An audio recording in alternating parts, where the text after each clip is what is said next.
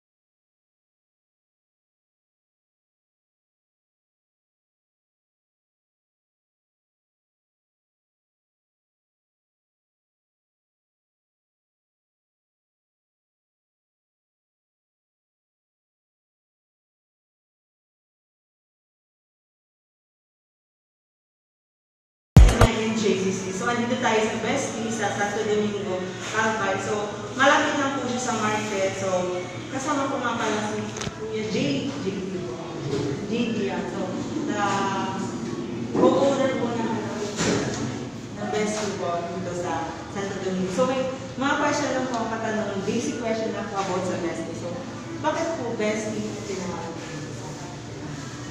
Kasi initial products talaga namin dito is milk tea talaga. So, yan tea. Recently na kami nag-add kapag-open ng physical store. Eh, naisip namin ng best. Ngayon man sumuya namin ito. Like this sa Domingo Best na nag-sell kang milk tea. Oy, please, dito ka na sa Bestie. Actually, yan yung suala namin. So, parang pag nag-ano kami, hi besties, ganun mo gano'n. Para very intimate yung ano. So, anong oras po kayo nag-open dito and nag-close? Ang opening namin is, nag-start kami ng operations namin, 10 a.m. Pero syempre, so mga employees namin, mga 8 na lang yung na-day. Tapos, ang last order namin is 7:30 p.m. Pero yung mga for dining customers, hanggang 8, pwede pa naman. So, meron po kayo ka-partner pick-up and delivery? Yung pick-up and delivery operations, sa Bestie lang. Sa Bestie lang po. Kumbaga, sila na lang mismo. Ay, hindi. Wala kami ka-tie off sa delivery. Yung delivery operations namin, kapatid lang namin. Kasi sa mga staff na namin. So, meron din po, pwede pa meron po yung mga hindi po para sige.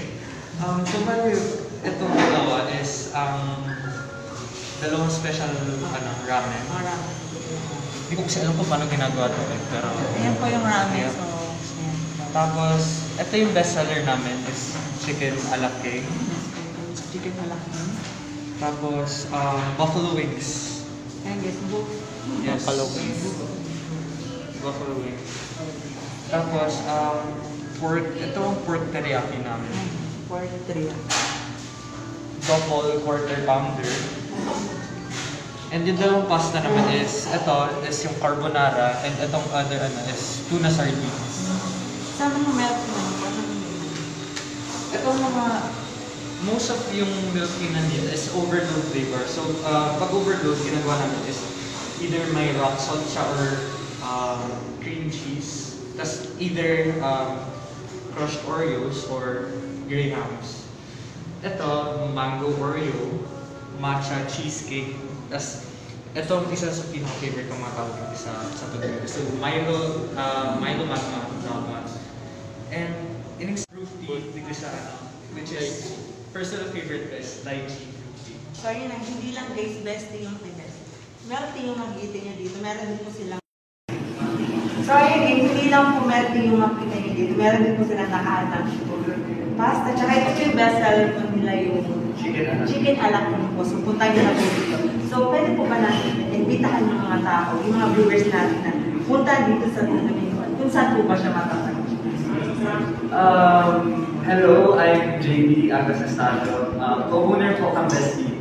And I'm inviting all of you na bisitahin kami, tignan lang sa sentro ng Santo Domingo, beside Pugadlawan Park, and some public market po. We are open every day of the week from 8 a.m. From 10 a.m. to 8 p.m. po. So, hopefully makita ko kayo and yun lang naman.